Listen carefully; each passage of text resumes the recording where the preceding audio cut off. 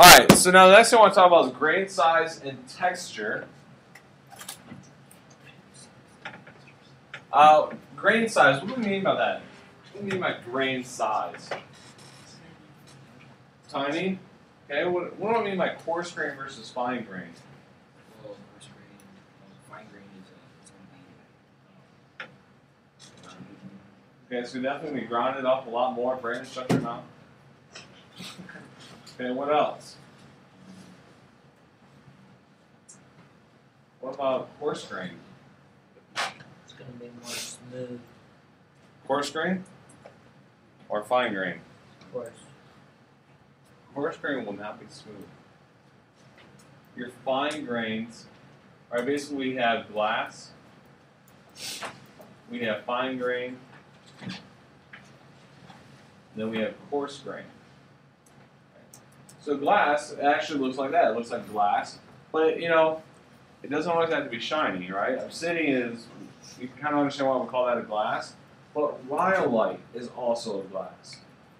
So when you guys envision rhyolite, it's not really shiny, is it? But it's so fine grained that you can't see any other mineral crystals in it, so therefore we call that a glass. When we get, so basically we have no visible mineral grains. Okay, that's the idea of glass.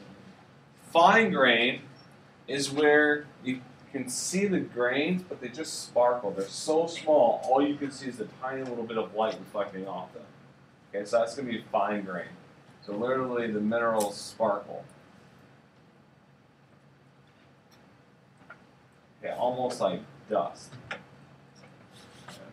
And the coarse grain, you can actually see the grains. Okay, you can see the actual minerals. So granite is a perfect example of coarse grain, right? You can actually see the crystal structures within the granite. Okay? Now, there were two types of textures. There are porphyritic and what was the other one? You guys remember that from the activity? They talk about this. Porphyritic and what else? I think it was sphaneritic, right? Did they talk about that? Porphyritic and phaneritic. Alright. Now, what are porphyritic? What is that? What does that mean to be porphyritic? I want you guys to look at that. Okay, go back to your net. What is this activity? Fine grain is minerals, they basically sparkle. And they look like shiny dust particles. Go back to that activity online. What'd you learn about porphyritic versus phaneritic?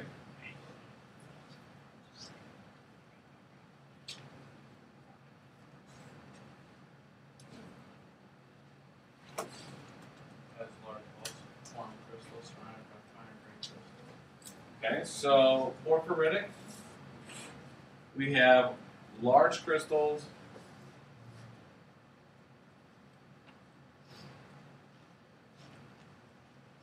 surrounded by small crystals.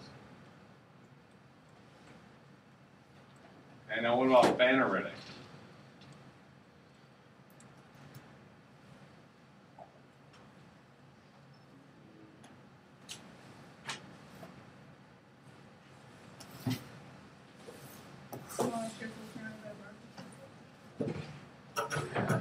I know. On this one? Yep. If you look under crystallization, you should be able to find that. And it's going to talk about porphyritic versus. So.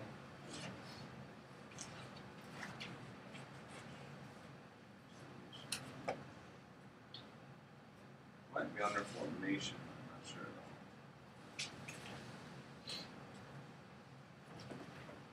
though. Oh, phaneritic.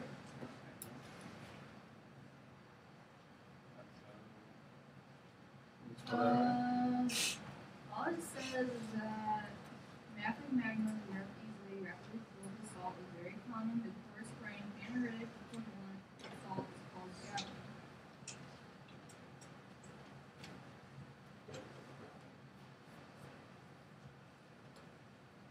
we're missing something here, guys.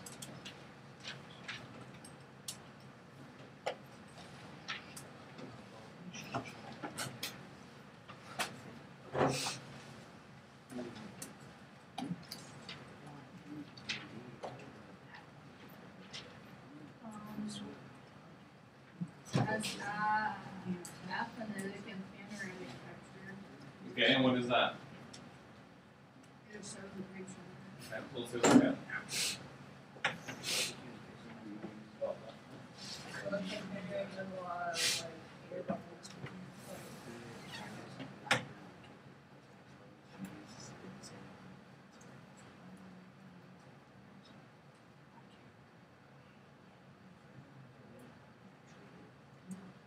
Okay, I think with phaneritic, we have basically a common grain size.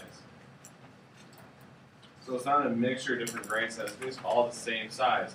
Whether it's all small or all big, it's all the same size. So that's kind of phaneritic. What I want you guys to do now is we're going to get our rock sets. Well, I guess when I don't know. Here, we'll just go ahead and finish this up. And I'll have you guys finish that up for the rest of today.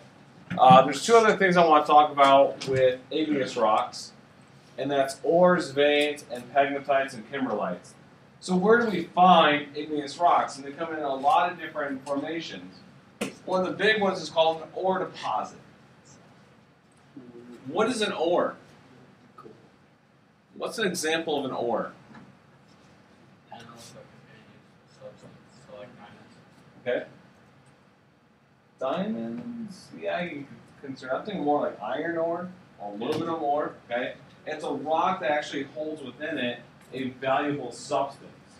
Okay, so that's given an ore. So we'll use the term ORE, right? That's a rock that has a valuable substance within it. So if you have this gigantic chunk of iron ore, I'll pass this around. This is an example of one. This right here is an example of iron ore. It's quite heavy. But it doesn't mean that I gotta smash it open, there's a big chunk of iron in it. The iron is basically bonded with other types of compounds. So the job is then I take this rock and I have to somehow get the iron out of it. Okay, and then you have to go through the smelting process. Okay, so this is an example of an ore. So it's not somewhere where you're going to say, like, oh yeah, that's clearly I can see the iron in there. You really have to work really hard at getting that iron out. But we get them in these large deposits. Okay, these are over geographic regions. So very large deposits is a very common place to get igneous rocks. Another way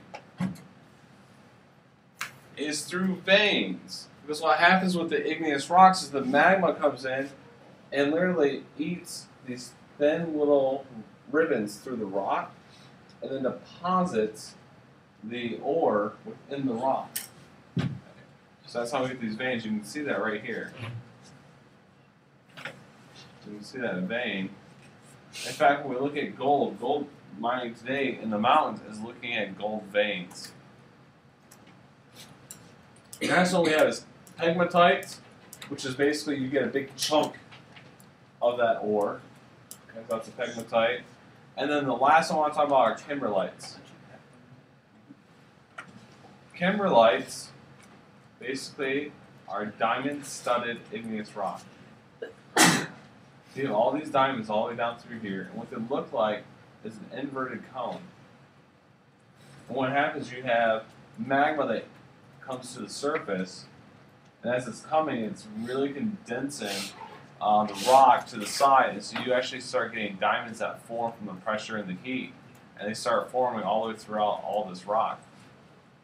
Okay, one of the greatest places to go see kimberlites is South Africa, and they have thousands and thousands of kimberlites just studded with diamonds.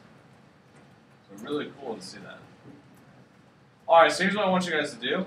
I want you to go ahead and get your rock sets, and I want you to make a note of the rock, the magma it came from, the texture, and the grain size. each of your igneous rocks, again, all your igneous is 1 through 5. So that first row, 1 through 5. All right, do you guys understand? Magma, grain size, texture. Are we clear on that? Okay, go get your rock sets.